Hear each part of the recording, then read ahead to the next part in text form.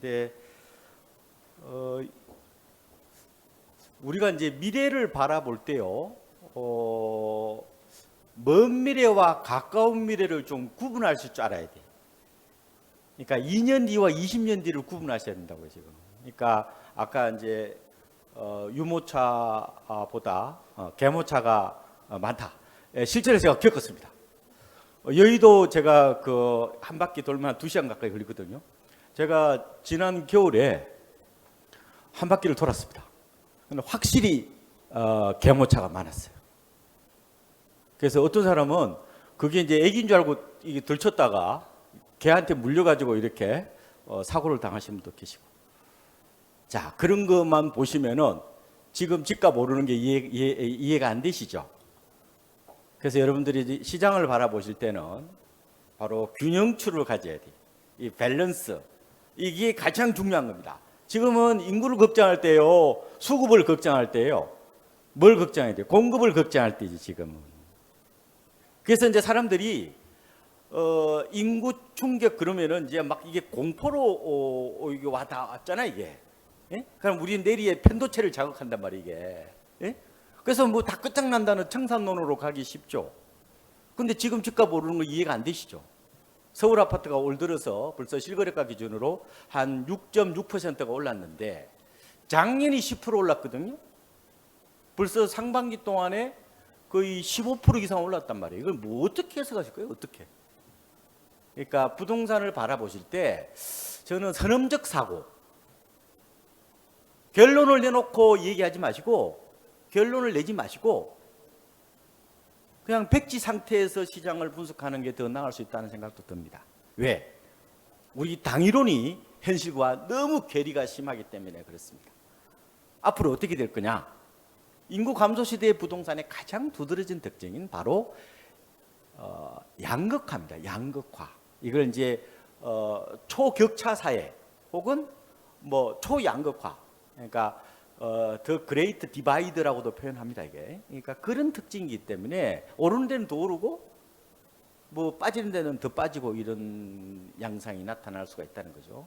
그래서 그걸 좀 제가 먼저 말씀드립니다. 그러니까 여러분들이 그 인구 문제에 대해서 너무 막연하게 들어가지 마시고 두리뭉실하게 보지 말고 좀 깊게 파고 들어가셔야 돼요. 이 공포는 두리뭉실하게 인상적으로 바라보면은 이게 정폭돼요. 근데 실제로 내가 들어가서 하나하나 해부해 버리면은 이게 좀 더 냉정하게 좀 볼 수 있는 나름대로 인사이트가 생길 수 있거든요. 그런 측면에서 좀 말씀을 드리는데 가장 중요한 것은 바로 세상을 당이론적으로 너무 바라보지 마시라는 거예요. 그 잘 안 맞습니다, 그게. 그런 말씀을 좀 드릴 거고. 그래서 제가 몇 가지 조금은 여러분에게 좀 팁을 좀 드리고 싶은 얘기가 있어서요. 한번 보도록 하겠습니다. 어차피 뭐 강의 끝나도 기억이 안 남잖아요. 예. 기억이 안 납니다. 그러니까 제가 초양극화 정도 하나만 기억하시면 될 것 같아요. 누구나 다 두려워하는 프랑스 철학자 꽁트는 인구는 운명이다 이런 얘기를 하죠. 모든 그 나라 경제의 펀더멘탈은 인구입니다. 맞잖아요? 근데 지금 인구가 올해 한 4년째 우리나라는 줄고 있죠. 물론 내국인 중심입니다. 작년에 외국인이 좀 늘어서 뭐 전체 인구는 약간 뭐 늘어났다 하지만 내국인은 계속해서 줄고 있는 건데. 근데 주택 시장을 바라볼 때 일반적으로 그 이제 인구냐 가구냐를 보고 이제 약간 이제 얘기가 다를 수가 있는데 대체적으로는 이제 가구 수를 좀 많이 보는 편입니다. 물론 두 개 다 보는 게 좋겠죠. 지금 통계청의 공식적인 얘기로는 인구 감소는 전국에 이제 2020년부터 줄기 시작했고 그 다음에 수도권은 36년. 근데 가구 수는 한 40년 정도부터 준다고 이렇게 나와 있습니다. 근데 이제 일각에서는 최근처럼 저출생이 본격화된다면은 이게 이제 가구 수 그 감소 시기도 좀 빨라지는 게 아니냐. 그래서 심지어 좀 극단적인 얘기로는 2034년부터 가구 수가 준다 이런 얘기도 이제 나왔는데 아직은 공식적인 얘기는 아닙니다. 근데 이제 어쨌든 지금 통계청이 어떻게 할지 모르겠지만 인구 가구 수 추계를 보면은 2040년 정도부터 이제 그때 가면 인구하고 가구하고 동시적으로 이제 줄어드는 상황이 나타나겠죠.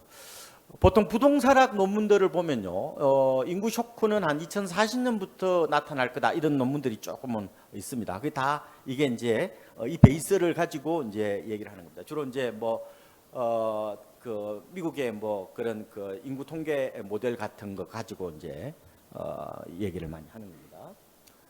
그리고 이제 기후 문제도 앞으로 이제 심각해질 수 있는 거죠. 그래서 지금 원주나 심지어 지금 화천에서도 바나나 재배 뭐 이렇게 시험 재배 들어갈 정도로 전반적으로 이 나라가 뜨겁잖아요.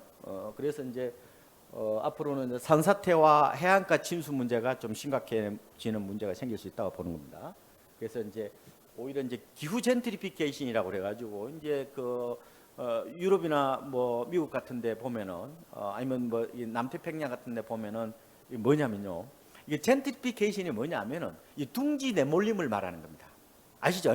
우리가 뭐 둥지 내몰림 이런 현상들, 뭐 서촌이나 북촌에 임차인들이 어렵게 이렇게 상권을 이렇게 읽어놓으면은 갑자기 임대로 올려가지고 이제 쫓겨나는 그게 이제 둥지 내몰림이라고 얘기를 하는데 젠트리피케이션인데 기후 젠트리피케이션이라는 게 뭐냐면은 그러니까 이제 원래는 부자들이 해안가에 살잖아요, 그죠? 해수욕 가기 좋으니까요. 뭐 여러 가지 또 풍광을 즐기기도 한데 그게 침수가 돼버리니까 결국은 거기 있는 부자들은 구릉지대로 올라오는 거고 구릉지대에 살던 어떻게 보면 저소득층들은 오히려 해안가로 쫓겨나는 이게 이제 대표적인 이제 기후 젠트리피케이션 양상인데 아직은 우리나라 뭐 그 정도는 걱정은 안 할 거고 나중에 이제 뭐 아이슬란드나 이런 데 뭐 얼음 다 녹으면은 뭐 인천공항까지 물 잠긴다 뭐 이런 얘기 할 정도로 지금은 어떻게 큰 문제는 아니지만 향후에 중요한 이제 변수가 될 수가 있다. 그래서 이제 앞으로 자연재해가 좀 일상화될 수 있는 측면이 있습니다. 이제 앞으로 산사태가 많이 일어날 겁니다. 그래서 도심 생활이 더 이제 중요하다 뭐 이런 얘기도 많이 하는 거죠. 그래서 저는 지나가는 얘기로 이 더운 날에는 시원한 데가 명당이다 이런 얘기도 합니다. 제가 지어낸 거예요. 그래서 이제 우리가 보통 이게 옛날에는 남향이 풍수적으로 약간 명당이라는 개념이 있잖아요. 지금은 약간 남향이 좀 더워요. 차라리 남남동 이쪽이 조금 풍수적으로 낫지 않느냐. 일단 여름에 안 더워야 돼 지금은. 저는 이런 생각을 해보고 있습니다.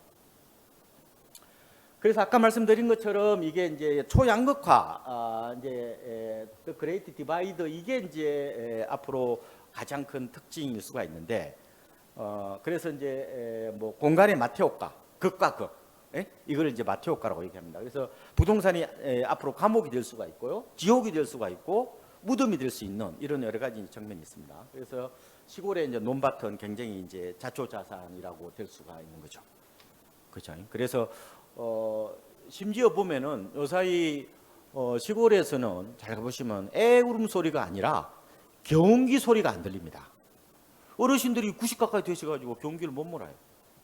그 정도로 지금 시장이 급속도로 지금 고령화에 소용돌이에 지금 휩싸였다 이렇게 보시면 될 것 같고 분화가 될 거고 그래서 이제 지방은 앞으로 자산적인 측면에서 보면은 이게 면이 아니라 섬이 아니라 점만 살아남는 이런 형태가 되지 않을까. 보통 우리가 뭐라고 그래요? 보통 점이 모여서 선이 되죠. 선이 모여서 면이 되죠. 그죠? 근데 이제 앞으로는 그 반대로 간다는 거죠. 그래서 이런 경향들이 나타날 것 같고 교회보다는 이제 도심 쏠림 현상이 좀 더 두드러질 것 같다. 왜냐하면 MZ 세대가 기본적으로 도심 콘크리트 기저라는 그다음에 앞으로는 이제 Z 세대가 지금 20대거든요. 근데 이제 앞으로는 알파 세대가 이제 시장을 이끌어 가겠죠. 이제 그런 측면. 콘크리트나 아스팔트 문화에 익숙한 세대가 지금 세상을 바꾸는 이런 양상이라고 보시면 돼요. 그래서 앞으로 도시가 스마트 시티, 이런 일본에 가보면 이런 게 많습니다. 그러니까 이제 그 록봉기라든지 미드타운 요새 보면 있잖아요. 뭐 그런 것처럼 초고층 주거 복합 시설이 앞으로 대세고 이걸 이제 맨하탄화 현상이라고 그러는데, 그러니까 굉장히 고층 어떤 그런 주거 시설들이 앞으로 더 많이 들어서는 뭐 이런 양상이 빚어질 것 같고요. 그래서 저는 주택 시장은 2030년부터 인구 위기 영향권으로 좀 접어들 가능성이 있다. 특히 지방 같은 경우는 좀 그렇게 될 가능성이 있고, 하지만 이제 좀 크게 본다면은 뭐 전국적으로 본다면은 인구하고 가구수가 동시 줄어드는 2040년 정도 좀 그때 가면 충격이 좀 올 수가 있다 이렇게 저는 보고요. 아까 말씀드린 것처럼 가까운 미래 2년 뒤와 20년 뒤는 구분 안 하지 못하면은 이게 머리가 멘붕이 옵니다. 그래서 그래야 균형추를 잡는 거라고 말씀드렸잖아요. 그래서 이렇게 보시면 돼요. 인구는 제가 봤을 때 먼 미래를 보는 망원경입니다. 망원경을 돋보기로 쓰면 안 보여요. 그렇죠? 망원경을 현무경으로 쓰시면 안 돼요. 근데 많은 지금 지식인 분들이 대부분이 어떤 생각을 하냐면은 이 망원경을 가지고 돋보기로 써요. 인구를 가지고 지금 부동산 시장을 설명하면 잘 안 맞습니다. 최근에 우리나라에서 여러분들 이렇게 알고 있을 거예요. 일본의 사례를 보면은 일본에는 4인 가족용 패밀리형 주택을 짓지 않습니다. 일본이 최근 10년간 거주 면적이 약 10% 정도 줄었대요. 이게 일본 보면. 그런데 최근에 우리나라 시장을 가면 똑같이 대입하면 어떤 일이 벌어지냐? 그러면 대형 아파트 몰락론이 이 설득력이 있단 말이에요. 근데 최근에 오히려 대형 아파트가 더 올랐거든요. 왜 그래요? 인구하고 안 맞잖아요. 왜? 자, 이렇게 보시면 돼요. 이게 공급 물량도 같이 보셔야 되는 거예요. 우리가 2010년도 초반에 중대형, 그러니까 국민주택 규모 초과 85제곱미터 초과의 공급 물량이 많을 때는 30%가 넘었어요. 가장 최근에 적을 때 5에서 한 7%로 뚝 떨어졌습니다. 이게 입주 물량이. 그러니까 제가 뭐냐면은 이게 단순 도식에 빠지면 안 된다는 거예요. 왜냐면은 어차피 1, 2인 가구밖에 없잖아요. 지금 앞으로. 그죠? 그러면은 지금은 대세가 25평형 60제곱미터가 대세인 건 맞단 말이에요. 그죠? 근데 지금 일어나고 있는 현상들은 오히려 대형 아파트를 안 지으니까 가격은 오히려 또 많이 오르는 이런 현상들이 나타난다. 그러니까 단기적인 어떤 흐름을 이 장기 어떻게 보면 시장을 가늠하는 잣대인 인구로 가지고 쓰면은 약간 오차가 심하게 난다. 인구 만능론은 다소 위험할 수가 있다. 그렇죠? 그런 측면을 제가 조금